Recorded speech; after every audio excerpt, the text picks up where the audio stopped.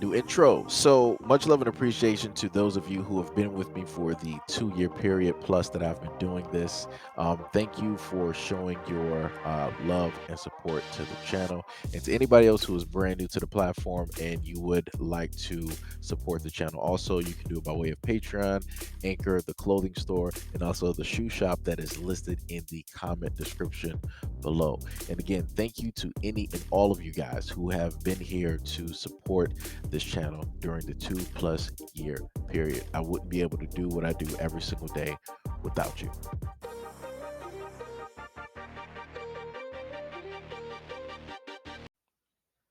So this is all I'm saying before we get started. This video is going to prove my point right here, where a lot of modern women are going to take a lot of L's. I don't care how anybody feels about it. A fact is a fact, and this is a fact. A lot of modern women feel that they can go for a traditional type of marriage, but still live a modern type of lifestyle while having a modern type of thought process. And that's just not how marriages work. Like I said, you got a lot of people trying to reinvent the wheel, a lot of people trying to, fix something that in a sense ain't broken.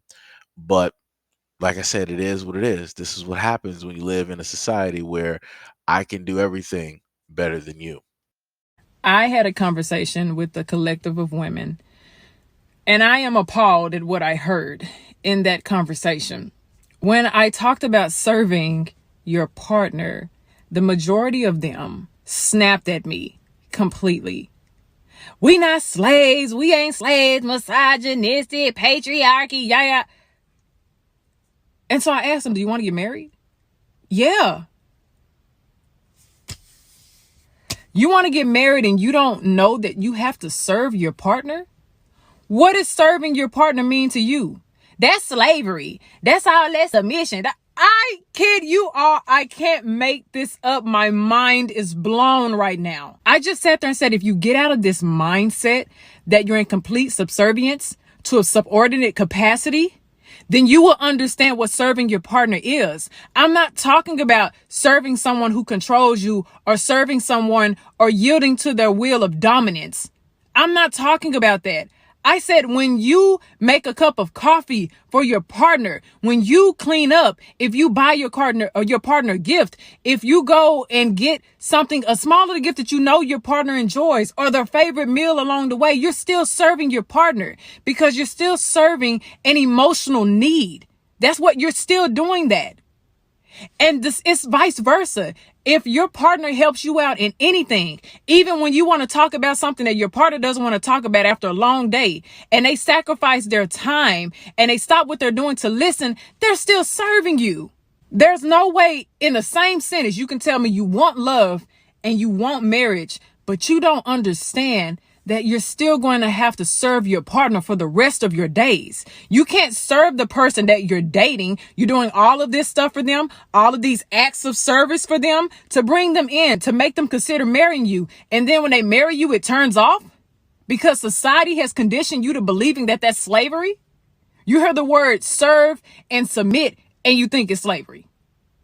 Not understanding that it's not gender specific.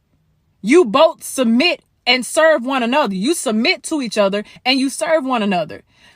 And this is why I state that a lot of modern women, right, will take L's due to the fact of this type of mentality where they're taking on a lot of this voice, a lot of these echoes from many other women who state that, oh, I don't need a man. I can do everything by myself. I'm not put here to serve a man. I'm not put here to do this. I'm not here to it's like it's all of the stuff that they don't want to do or that they won't do, but then they still expect a man to still be a man at the end of the day and to still provide, protect, give shelter, right, and of course get married to them at the end of the day. They want a traditional marriage in a sense, but they still want to be, modern women. They still want to be independent. That's not how that works. That's not how that works. And that's the main thing that I keep telling a lot of women. It's like, yo, if you're not, at no point in time are you going to see Superman and Clark Kent in the same room. It's either one or the other. It's like, all right, Kel decided that he wanted to work at the Daily Planet today. He's not going to be with the Justice League, right? He's not going to be out there saving Lois from a building that she got pushed off of because she wasn't minding her own business, right? He's not going to be doing that. He's going to be, writing his articles. He's going to be doing, his journalist type deal, right? Versus, all right, Cal decided, bam, today is Superman Day or Superman weekend. So, we want to fight the Legion of Doom. We're going to be fighting Doomsday. We're going to be fighting, Dark Side. We're going to be the world's finest, hanging out with, the world's greatest detective. He's going to be either or. It's not both. But a lot of women out here feel that they can both be Clark Kent and Superman at the same time. That don't make sense. That don't make sense. The only Justice League member in a sense who is one and the same at the same time, Prince Diana. Prince Diana, you know where she comes from? Themyscira. You know what Themyscira has? Nothing but women. Look at that. So you basically have women on an island by themselves, interested, dating, and marrying other women. Whew, look at that. So that within itself makes sense why the women there would be an all-in-one.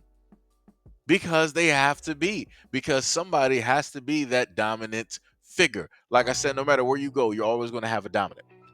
That's how that works. But I will sit up there and say this, and I'll use myself for an example, right? Whenever I've been in a relationship with a woman, and let's say she happens to do something for me, I will, of course, obviously, do something for her. Or even if she decides that she's, it's whatever it is, me being a man, I'm like, yo, I felt like I wanted to do something. Maybe, I'll sit up there and get you some flowers or a card. I want to take you out to the movies. I want to go out to dinner. Maybe I want to sit up there and go out on, a walk. Maybe, we can just, sit around and, and just talk, or, a variety of, other types of things, right? That's, like I said, that's just me, right? But what I'm saying is that usually when it comes to relationships, if she does something for me, I'm going to sit up there and do something for her. She buys me something, I'm going to sit up there and go out there and get her something. She cooked me dinner and handed me a plate, I'm going to sit up there and cook her dinner and, hand her a plate, right? If maybe if I was the type of person that really likes baths, right? She decided to, run me, like a bath or something like that, I'm going to sit up there and do the exact same thing for her. Like I said, it's a symbiotic type of relationship, right? Both individuals are going to, quote unquote, as women, want to put it, submit and serve, one another. Like that's just a part of, a man and a woman being together for the long haul, aka a marriage, which a lot of these quote unquote modern women want. But like I said before, they want to have these traditional expectations, but they still want to live a type of modern lifestyle, aka I'm going to be an independent woman but still married at the same time. Yeah, okay. We'll see how that works. They ain't gonna work with me though, but good luck to you.